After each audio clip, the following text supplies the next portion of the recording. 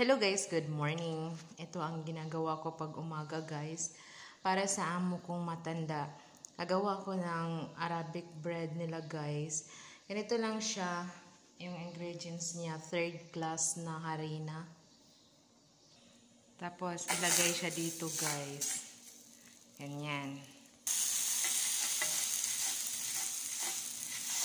Hindi ako marunong ganito guys, pero natutunan din kasi nga umalis yung kasama kong Ethiopia, siya sana ang maggagawa ng ganito. So ganito lang siya guys. Pagkatapos kusa na yan siyang guys, yan, hindi siya didikit pag okay na yan pag luto na hindi na yan siya didikit.